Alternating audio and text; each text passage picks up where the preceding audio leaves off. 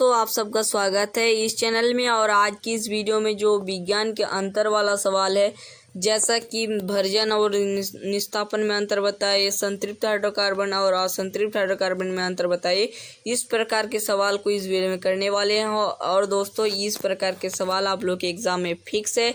अगर दोस्तों चाहते हो, अगर ये सवाल अगर 5 नंबर का रहा तो 5 में 5 आपको मिल जाएगा, अगर 2 नंबर का रहा तो 2 में 2, 3 नंबर का रहा तो 3 में 3। ठीक है, अगर पाना चाहते हो तो ज़रूर इस वीडियो को अंत तक देखिए। और ये एग्ज़ाम में छप चुका है, याद रखिएगा आप लोग, ये सवाल एग्ज़ाम में छप चुका है। तो आप लोग याद रखिएगा, हो गई है आगाज रंग का जुग बदलने की तैयारी, कि हो गई है आगाज रंग का जुग बदलने की तैयारी, जीत उसी का होगा जिसका संघर्ष है जारी। ठीक है दोस्तों, चलिए दोस्तों आप इसी के माध्यम से क्वेश्चन को शुरू करते हैं और दोस्तों देखते हैं कि इस प्रकार के सवाल है। तो चलिए दोस्तों शुरू करते हैं। तो दोस्तों देख सकते हो, पहला सवाल आपका है, संतृप्त हाइड्रोकार्बन क्या है और संतृप्त हाइड्रोकार्बन और असंतृप्त हाइड्रोकार्बन में अंतर बताना है। तो चलिए दोस्तों इसको समझ लेते हैं। हाइड्रोकार्बन दोस्तों हाइड्रोजन और ऑक्सीजन से बने यौगिक को हाइड्रोकार्बन कहते हैं। तो चलिए दोस्तों अंतर को समझ लेते हैं, क्योंकि जानना बहुत ही जरूरी है। दोस्तों चलिए शुरू करते हैं। संतृप्त हाइड्रोकार्बन है, यहाँ पर असंतृप्त इस तरह का एक तो दाग दे देना है और लिखना है। देखिए दोस्तों किस प्रकार से मैंने यहाँ पर लिख दिया है। वैसे हाइड्रोकार्बन जिनमें कार्बन परमाणु की चारों संयोजकताएं एकल आवंत हो उसे संतृप्त हाइड्रोकार्बन कहेंगे। और वैसे हाइड्रोकार्बन जिनमें कार्बन परमाणु के बीच सदा द्विआबंध अथवा त्रिआबंध होगा उसे क्या कहेंगे, असंतृप्त हाइड्रोकार्बन। दोस्तों समझ में आ गया। तो चलिए दोस्तों उसके बाद नेक्स्ट पॉइंट क्या है, ये बहुत कम अभिक्रिया। दोस्तों जो असंतृप्त हाइड्रोकार्बन है दोस्तों वो बहुत ही कम अभिक्रियाशील है। ठीक है, और दोस्तों जो ये दोस्तों असंतृप्त हाइड्रोकार्बन है ये बहुत ही ज़्यादा अभिक्रियाशील है। ठीक है दोस्तों, वो भी मैंने बता दिया।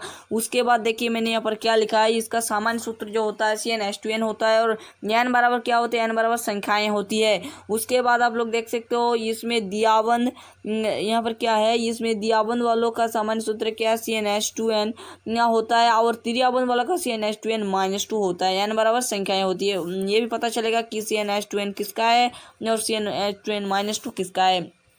और दोस्तों यहाँ पर जैसे कि हमने जो देखा, CnH2n+2 इसे एल्काइन कहा जाता है। CnH2n को दोस्तों एल्कीन कहते हैं और CnH2n-2 को दोस्तों एल्काइन कहा जाता है। तो दोस्तों ये भी समझ में आ गया आपको शायद। तो चलिए दोस्तों अगला सवाल देखते हैं, मतलब कि नेक्स्ट पॉइंट देखते हैं क्या है। जिसका प्रथम सदस्य दोस्तों मेथेन है और इसका प्रथम सदस्य एथीन है और इसका है एथाइन। ठीक है, याद रखिएगा। चलिए अगला सवाल की ओर बढ़ जाते हैं। तो धातु और अधातु का अंतर बताना, वो भी रासायनिक गुणों के आधार पर। चलिए दोस्तों इसको समझ लेते हैं। दोस्तों धातु जो होती है विद्युत धनात्मक होती है, जैसे कि Na+। ठीक है, चलिए इसी तरीके से अधातु जो होती है वो ऋणात्मक होती है। विद्युत की क्या होती है, ऋणात्मक होती है।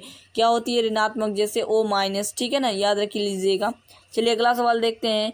अधातुएं क्षारीय ऑक्साइड बनाती है जो जल में घुलकर क्षार बनती है। देखिए क्षार बन रहा है कि नहीं, यहाँ पर देखिए जो अभिक्रिया हो रहा है, देखिए यहाँ पर दिया है Na2O। ये दोस्तों क्या है, ये है आप लोगों का Na2O यानी कि सोडियम ऑक्साइड। ठीक है, और उसके बाद जल के साथ अभिक्रिया कर रहा है। तो देखिए यहाँ पर कहा जा रहा है धातु क्षारीय ऑक्साइड बनाती है जब जल के साथ अभिक्रिया करता है। जैसे ये मान लो क्षार है और जल में अभिक्रिया कर रहा है, तो NaOH बन रहा है कि नहीं, क्षार बन रहा है कि नहीं। देखिए दोस्तों आप लोग धातु है, मान लो ये हमारा क्या है, Na2, ये धातु है और ये जल है। जब दोनों के बीच अभिक्रिया कराएंगे तो हमको उत्पाद के रूप में क्या मिलेगा, क्षार मिलेगा। क्या, 2NaOH। ठीक है, वीडियो चाहे जितना भी लंबा हो दोस्तों मैं आपको समझा कर आऊँगा। चलिए अगला पॉइंट देखते हैं। अधातु या अम्ल अभिक्रिया को जल में घुलकर क्या बनाता है दोस्तों, अम्ल बनाता है। देखिए ये हमारा क्या हुआ, CO2 अधातु और जल के साथ अभिक्रिया कर रहा था, H2CO3 बन रहा है, यानी कि ये अम्ल बन रहा है। चलिए दोस्तों अगला सवाल देखते हैं। अगला पॉइंट क्या है, तो देखो यहाँ पर क्या लिखा है, धातु या अम्ल अभिक्रिया का लवण तथा हाइड्रोजन बनाती है। ठीक है, हाइड्रोजन गैस बनाता है। देखिए सच में बना रहा है। यहाँ पर देखिए उदाहरण को देखने सबको साफ साफ पता चल रहा है क्या चल रहा है। थोड़ा जूम कर देते हैं दोस्तों, चलिए इसे समझ लेते हैं। देखिए यहाँ पर स्पष्ट रूप से लिख दिया है Zn+H2SO4 एरो, यानी कि उत्पाद के रूप में आपको क्या मिल रहा है, ZnSO4+H2। ठीक है, हाइड्रोजन क्या हो रहा है, लवण मिल रहा है, लवण के साथ साथ हाइड्रोजन भी मिल रहा है। चलिए अगला पॉइंट देखते हैं। अधातु या अम्ल से अभिक्रिया का लवण तथा हाइड्रोजन नहीं बनाते, तो उदाहरण भी यहाँ पर दिया गया है। चलिए अगला पॉइंट देखते हैं क्या है। धातु क्लोरीन से अभिक्रियक और वैद्युत संयोजक बनाता है, क्लोराइड बनाते हैं। उदाहरण भी यहाँ पर दे दिए हैं, देख लीजिएगा। चलिए अगला पॉइंट देखते हैं। अधातु क्लोरीन से अभिक्रिया कर सह संयोजक क्लोराइड बनाता है।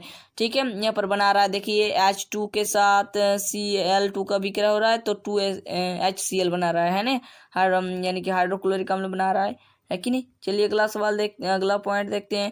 ये कुछ धातुएं हाइड्रोजन से अभिक्रिया कर स्थायी हाइड्राइड बनाती है, और दोस्तों कुछ अधातुएं हाइड्रोजन से अभिक्रिया कर स्थायी हाइड्राइड बनाते हैं। उदाहरण भी यहाँ पर दे दिए, उदाहरण जरूर दीजिएगा। चलिए अगला हमारा अंतर वाला सवाल क्या है, आप लोग देख सकते हो। वोल्ट मीटर और ए मीटर में अंतर बताइए। तो दोस्तों ए मीटर यहाँ पर लिखना है और इस साइड में लिखना है वोल्ट मीटर। ठीक है, चलिए दोस्तों अंतर को समझ लेते हैं। अंतर हमारा है, ए मीटर क्या होता है, ये विद्युत परिपथ में धारा की प्रबलता को मापता है। ठीक है, और वोल्ट मीटर क्या होता है, ये विद्युत परिपथ में किन्हीं दो बिंदुओं के बीच का विभवांतर को मापता है। ये क्या मापता है, परिपथ में जो धारा की है, धारा को प्रबलता को मापता है। और दोस्तों ये क्या होता है, ये विभवांतर दो परिपथ रहेगा, उनमें दो बिंदुओं के बीच का विभवांतर को क्या करता है, मापता है। ठीक है, चलिए दोस्तों अगला पॉइंट क्या है, इसे श्रेणी क्रम में जोड़ते हैं, इसे पार्श्व क्रम में जोड़ते हैं। ठीक है ना, थोड़ा सा डिफरेंट है। ठीक है, इसे श्रेणी क्रम तो इसे पार्श्व क्रम। इसका एम्पियर में अंकित, तो इसका अंकित जो है वोल्ट मीटर में अंकित होता है। ठीक है, समझ में आ गया। इसे क्या होता है, वोल्ट मीटर में अंकित होता है। चलिए अगला देखते हैं। अगला हमारा यहाँ पर देख सकते हो कि भौतिक और रासायनिक गुणों के आधार पर एथेनॉल और एथेनाइक अम्ल में अंतर बताए। तो देखिए यहाँ पर गुण हमने यहाँ पर दे दिए हैं, और एथेनॉल और एथेनाइक अम्ल। चलिए दोस्तों अंतर को समझ लेते हैं। दोस्तों पहले गंध मैंने यहाँ पर लिया है, तो इसका जो गंध होता है ये मीठी गंध होता है, इसका जो गंध होता है तीखी गंध होता है। ठीक है, एकदम अच्छा पॉइंट यहाँ पर मैंने लिख दिए हैं। और दोस्तों मैंने यहाँ पर लिख दिया कथनांक क्या होता है, इसका कथनांक जो है 351 होता है केल्विन, और इसका 391, ठीक है 91 होता है। ठीक है, समझ में आ गया दोनों का। और लिटमस पत्र पर प्रभाव देखिए, इसका जो लिटमस पत्र होता है, इसका लिटमस पत्र पर कोई प्रभाव नहीं पड़ता, तो ये उदासीन है। कौन वाला बता रहे हैं, एथेनॉल का उदासीन है। ठीक है, और एथेनाइक अम्ल क्या करता है, ये नीले लिटमस पत्र को लाल कर देता है, यानी कि जो है अम्ल है, एथेनाइक अम्ल अम्ल है। ठीक है, चलिए तीसरा पॉइंट देख लेते हैं, चौथा पॉइंट। ठीक है, ये सोडियम कार्बोनेट से अभिक्रिया। ठीक है, चलिए दोस्तों इसको समझ लेते हैं। ये सोडियम कार्बोनेट के साथ अभिक्रिया नहीं करता है, इसे सोडियम कार्बोनेट से अभिक्रिया कर सोडियम लवण जल तथा CO2 गैस बनाता है। उदाहरण भी यहाँ पर हमने दे दिए हैं। चलिए दोस्तों अगला देख लेते हैं। अगला हमारा है धातु और अधातु में अंतर बताए, वो भी भौतिक गुणों के आधार पर।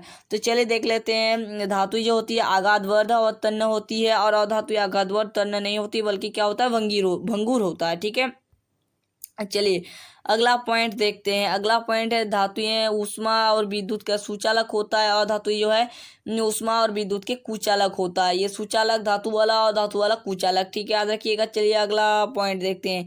धातु जो होती है चमकदार होती है, और धातु चमकदार नहीं होते हैं। अपवाद में आयोडीन और ग्रेफाइट जो है चमकदार होती है। चलिए ये बात याद रखिएगा। और धातु जो ठोस होती है, अपवाद के रूप में पारा जो है ठोस नहीं है। ठीक है, याद रखिएगा। और धातु ये ठोस और गैस दोनों होती है, अपवाद में आप ब्रोमीन को याद रखिएगा। ठीक है, चलिए अगला देखते हैं। धातुएं का गलनांक और कथनांक उच्च होती है। धातु जो होती है उसका गलनांक कथनांक उच्च होता है, और धातुओं का गलनांक और कथनांक दोस्तों निम्न होता है। चलिए और एक तो सवाल हमने लिया है, चलिए ये वाला सवाल समझते हैं। चलिए देखते हैं क्या है कि आहार श्रृंखला और आहार जाल में अंतर बताइए। तो यहाँ पर आहार श्रृंखला लिखना है, इधर में आहार जाल लिखना है। चलिए दोस्तों इसको समझ लेते हैं। ये किसी पारितंत्र में पदार्थ का चक्रीय प्रवाह आहार श्रृंखला कहलाता है। किसी पारितंत्र में पदार्थ का चक्रीय प्रवाह, ठीक है ना, ये चक्रीय प्रवाह आहार श्रृंखला कहलाता है। दोस्तों इसमें लिखना है किसी पारितंत्र में पाए जाने वाले आहार श्रृंखला का संजाल को क्या कहा जाता है, आहार जाल कहा जाता है। ठीक है, चलिए नेक्स्ट पॉइंट देखते हैं। एक जीव के द्वारा दूसरे जीवों को भोजन के रूप में प्रयोग करना आहार श्रृंखला के कहलाता है। मतलब एक जीव रहेगा, एक जीव द्वारा दूसरे जीवों को भोजन के रूप में प्रयोग करेगा, तो उसे क्या बोलेंगे, उसे आहार श्रृंखला बोलेंगे।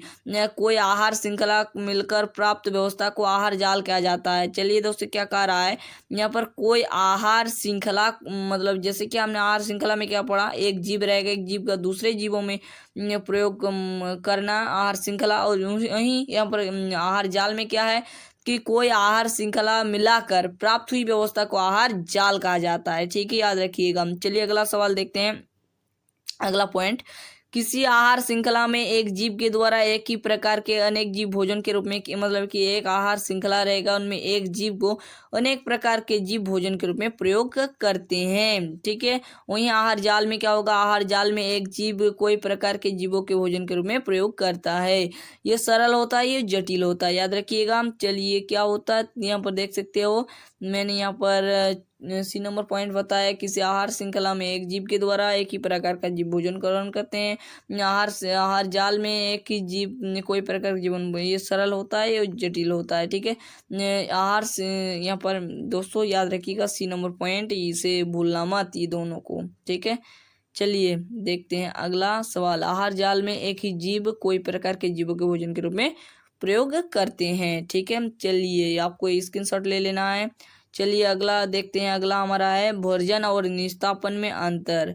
दोस्तों भर्जन क्या होता है, इसमें अयस्क को वायु की उपस्थिति में किया जाता है, ठीक, गर्म किया जाता है।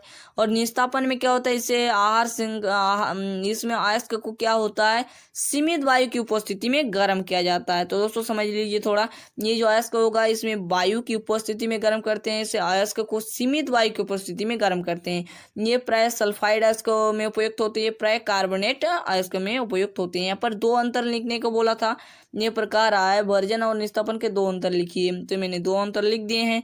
ठीक है, ये आपका 3 नंबर का पूछा जा सकता है, ये आपका 3 नंबर का पूछा जा सकता है। चलिए अगला आप लोगों को देख सकते हैं यहाँ पर क्या लिखा है, खनिज और अयस्क में अंतर। चलिए, भूपर्पट्टी में पाए जाने वाले तत्व या यौगिक को खनिज कहते हैं। दोस्तों यहाँ पर खनिज इधर लिखिएगा तो अयस्क इधर लिखिएगा, तो खनिज समझ में आ गया। भूपर्पट्टी में प्राकृतिक रूप से जो तत्व या यौगिक पाए जाएंगे उसे क्या बोलेंगे, खनिज। ठीक है, अयस्क में क्या होता है, वे खनिज जिनसे धातुएं आसानी से और कम खर्चा में प्राप्त की जा सकती हैं, उसे दोस्तों अयस्क कहते हैं। आसानी से प्राप्त होगा, उसके साथ साथ कम खर्चा में प्राप्त होगा। दूसरा पॉइंट, खनिज में क्या है, सभी खनिज धातु से निष्कर्षण नहीं होता है। और बी नंबर पॉइंट है, सभी अयस्क से धातु निष्कर्षण हो सकता है। देखिए समझ लीजिए थोड़ा बात को। ठीक है, देखिए यहाँ पर कह रहा है सभी खनिज धातु से निष्कर्षण नहीं होता है, जो सभी खनिज होता है धातु से निष्कर्षण नहीं हो सकता है, और सभी अयस्क जो है धातु से निष्कर्षण हो सकता है। ठीक है, चलिए याद रखिएगा। चलिए अगला सवाल है, सभी खनिज अयस्क नहीं है, सभी अयस्क खनिज है। ठीक है, सभी जो अयस्क है ये खनिज है, और जब सभी खनिज जो तो अयस्क नहीं है। दोस्तों और हमारा नेक्स्ट सवाल है, आप लोग देखो यहाँ पर स्क्रीन में देख सकते हो, यहाँ पर क्या है, साबुन और अपमर्जक में 3 अंतर बताइए। चलिए दोस्तों इसको समझ लेते हैं। लंबी श्रृंखला, लंबी, देखो यहाँ पर थोड़ा जूम कर दिए हैं। साबुन लंबी श्रृंखला वाले कार्बोक्सिलिक अम्ल सोडियम लवण होते हैं। ठीक है, चलिए ये समझ में आ गया। चलिए यहाँ पर इधर में अपमर्जक में क्या दिया है, अपमर्जक सल्फ्योनिक अम्ल के सोडियम लवण होते हैं। चलिए समझ में आ गया। बी नंबर पॉइंट है, इसमें bond COO bond Na+ ion होते हैं, और इसमें आयनिक समूह बॉन्ड CO3 बॉन्ड Na+ होता है। ठीक है, समझ में आ गया। ये कठोर जल से विक्रिया धुलाई नहीं देते हैं, और इसमें क्या होता है, इसकी क्रिया जल की कठोरता प्रभावित नहीं होता है, अतः ये अच्छी धुलाई के लिए कारक माने जाते हैं, अपमर्जक वाला। ठीक है, समझ में आ गया। आप लोग स्क्रीनशॉट करते जाइएगा, और सारा चीज़ मैं आपको समझा दिए हूँ। दोस्तों स्क्रीनशॉट कर लिए होंगे आप लोग को। दोस्तों जितना भी मैंने यहाँ पर सवाल बताए दोस्तों, आप लोग के एग्जाम के लिए बहुत ही ज़्यादा इंपॉर्टेंट होने वाला है। तो दोस्तों जरूर सब्सक्राइब कर लीजिएगा हमारे चैनल को, और एक एक करके स्क्रीनशॉट भी कर लीजिए। ठीक है, चलो दोस्तों, आई होप आप लोगों को वीडियो पसंद आया होगा। और दोस्तों अंतर का जितना भी वीडियो था मैंने बता दिया। दोस्तों इनसे आप लोगों का जो सवाल है फिक्स है, 100% इसी में से ही आप लोगों का पूछा जाएगा। आपको कोई टेंशन लेने की जरूरत नहीं है। मैंने यहाँ पर जितना भी सवाल बताया 100% मैं आपको गारंटी देता हूँ, यहीं से आप लोगों का सवाल पूछा जाएगा। मैंने कितना अंतर बता दिया, देखो यहाँ पर 1 ठो 2 ठो 3 ठो 4 5 6 7 8 9 ठो मैंने बता दिया। ठीक है दोस्तों, और भी चाहते हो तो कमेंट कीजिएगा, मैंने और भी बता दूंगा। और दोस्तों इंग्लिश का जल्द वीडियो आने वाला है, तो इंग्लिश का थोड़ा वेट कीजिए। विज्ञान को मुझे समाप्त करने दीजिए, ताकि मैं आपको इंग्लिश का प्रोवाइड करा सकूँ। तो चलिए दोस्तों मिलते हैं नेक्स्ट वीडियो में, तब तक के लिए थैंक यू, जय हिंद।